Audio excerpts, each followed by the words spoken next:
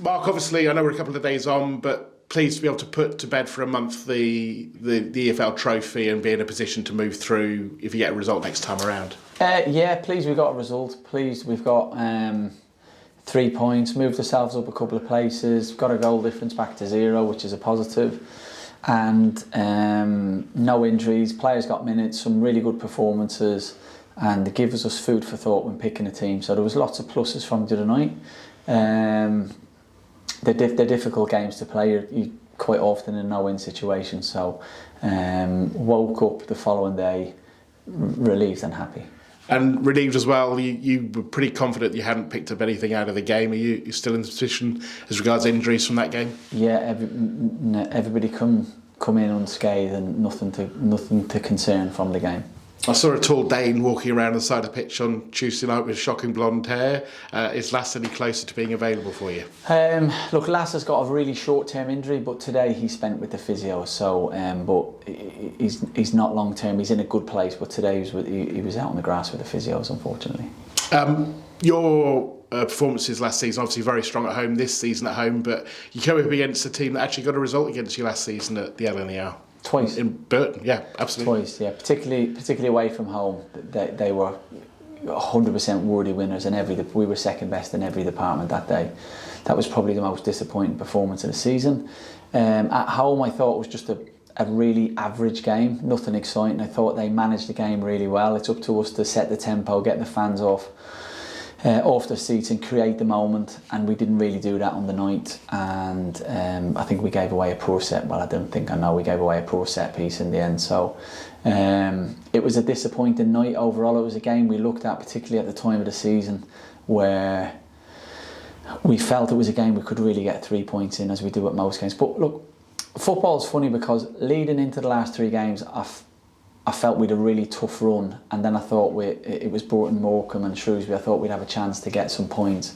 And my concern going into that run, and I'm still answering your question by the way, was we had such a tough run leading into it. I didn't want to be left with 3 games that visually looked like we could get points. And the irony of it was that we did really, really well going into the games and had got the points, and then we went and lost to Burton and Morecambe. My point is, it just emphasised that on any given day, if you're not at it, you're going to come unstuck. And if you are at it, which we did multiple times against big teams we're not supposed to win, you would imagine, we got points. So Saturday's no different. If we're not on a game, we're in trouble, and if we are, we've got a great chance to get 3 points. On the last home game in the league, you started very strongly, didn't you, against Cheltenham? That's, I assume, what you're pretty much looking for on Saturday. Yeah, there's a couple of things we've talked about recently that I'd like to see us be better at. The one thing that I will say about Burton, which is things we're talking about ourselves, they start off like a train. You look at the game the other night, the 2-0 up very, very early. It's hard to come back from that. So first goal is always key in our league. But ironically, when you look at a team like Burton, there's things you can learn from everybody. But one thing I would say about Burton is they start the game so aggressively and so strong, and it's something we have to improve. I think we've done well on the whole, but it's something we recognise. And when you look at the game as well, I assume you're not going to tell me the team. I know that when we talk about these things. But a team that's more similar to what we saw last Saturday. Yeah, look, everybody sees the game differently. Just on Burton, I think they've got an outstanding manager. From when you look at what Dino did when he came in after the start they had last season, I think he did a phenomenal job. The one thing Burton do is they score goals and they get wins, and they obviously had a tough start to the season this year.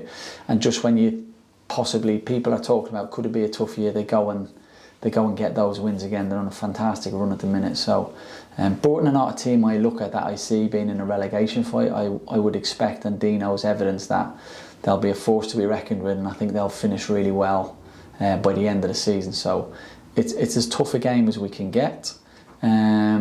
Good individual players, good talent.